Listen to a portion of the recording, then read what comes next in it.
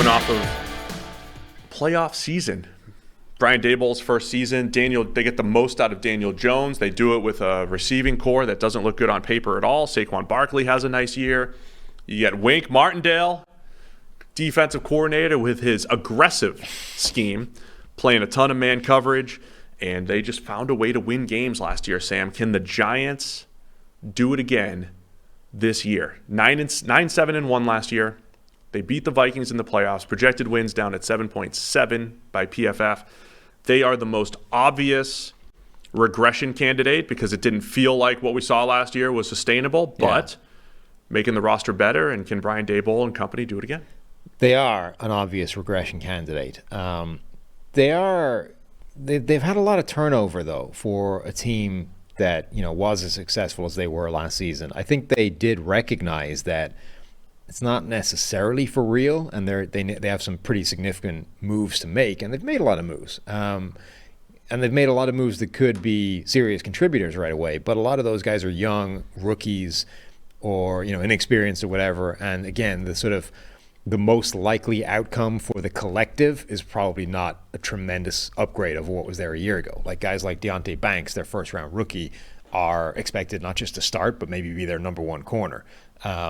Other rookies are potentially going to start for them at corner. Like, these are significant things. Everybody's sort of pinning their hopes to a guy like Jalen Hyatt as this deep threat as he's been lighting up training camp, but this was a third round pick who was anonymous in the first preseason game. I don't know if that's going to be a thing. And then you have like the potential projected development of a guy like Evan Neal at right tackle in year two, given how bad he was in year one.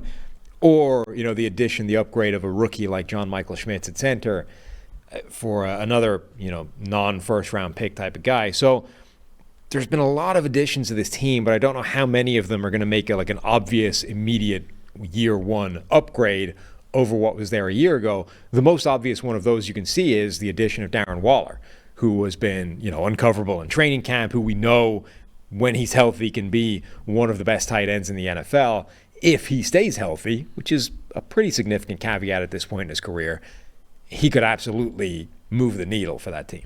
Oh, man, there's 5 tight ends in the league that have that kind of impact.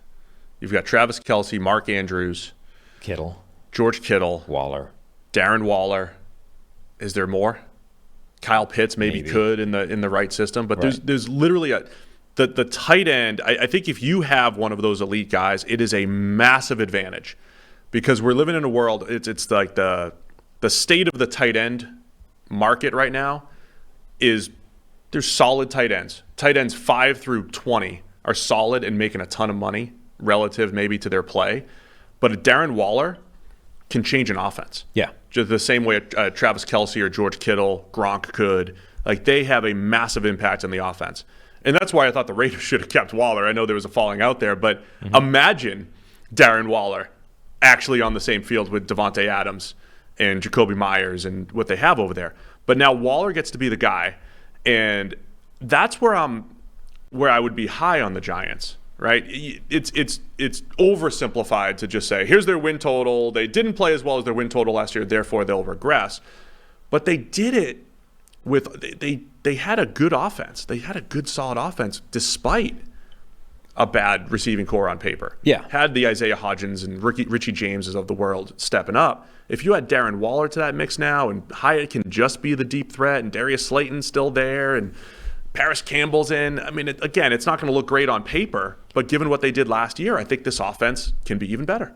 They're a team where every sort of positive outlook or every positive report that comes out about the offense or about anything really, actually, there's a sort of obvious negative way of looking at that as well. There's like an obvious other side of the coin. So Jalen Hyatt has been completely uncoverable in Giants training camp and is just lighting up that secondary. And every 2 seconds, there's a deep bomb to Jalen Hyatt, et cetera. You're like, wow, this is going to be an amazing connection. Danny Dimes is back. He's finally got a deep threat. What if the Giants secondary is just that porous? Because, Jamison Williams was wide open behind the defense. Not behind the defense, but was open for a deep shot and then dropped it against the Lions in the preseason. Like, what if the Giants secondary, this man coverage system stuffed full of young players, is actually just about to get torched. Similarly, when you see these Saquon Barkley highlights, it's like, yeah, Saquon's a great running back and a talented playmaker, but he's being covered by a guy like Bobby Okereke, who hasn't exactly been an amazing linebacker in the past. I would say let's stick to general offseason discussion rather than just responding to training camp. But the Darren Waller thing is similar. It's like we know Darren Waller can make an incredible impact on an offense. And in training camp, the guy's been uncoverable. He's been their lead target. They've actually had times where they've had to take him off the field to get the ball somewhere else, which could be Darren Waller looking like Travis Kelce again. Or it could be the Giants defense can't cover anybody. So they have to, do things. I would say the same thing about Waller, whether I had training camp reports or not, though. I think that's a potentially huge impact signing the Giants made. But it absolutely is. But my point simply is there's absolutely a way of reading everything you see about the Giants right now as significant upgrades to this team. There is also a way of looking at it and saying, well, hang on, there's potential major concerns that might invalidate all of that or negate it or neutralize it or mean that it's simply not going to be enough to keep them where they were a year ago. I think the point all the time when we do these preview shows, though, is there's a lot of times we say, hey, the team looks better, but it might not show up in the win totals. I have to go back and see how many times I've said that through the years. A million. I think the Giants will probably be a better team this year. They still only might win 7 or 8 games.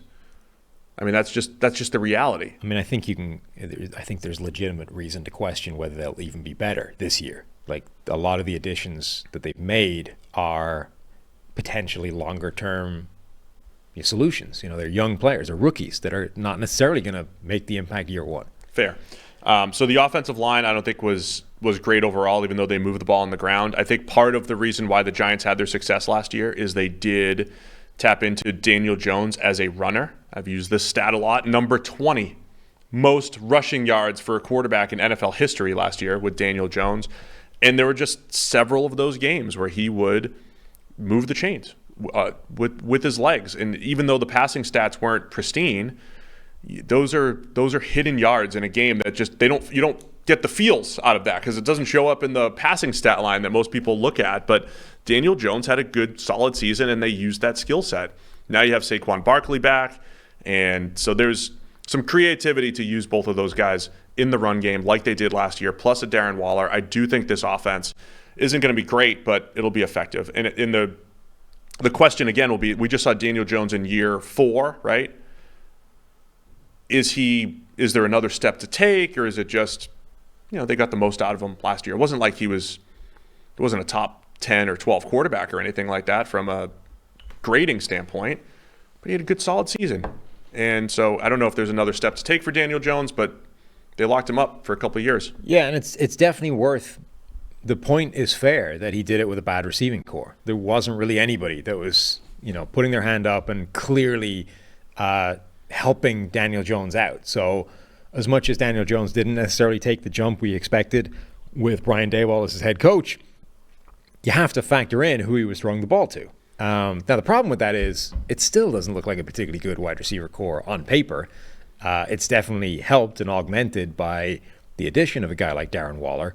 But you're not looking at this saying, wow, this year everything's going to be different. Danny Dimes has got weapons all over the place to play with. We still might be looking at a situation where Daniel Jones has got one primary target and a couple of role players and saying, it's still not really enough for him to show that he's capable of that kind of play that they sort of need him to be now, given the contract they put him on.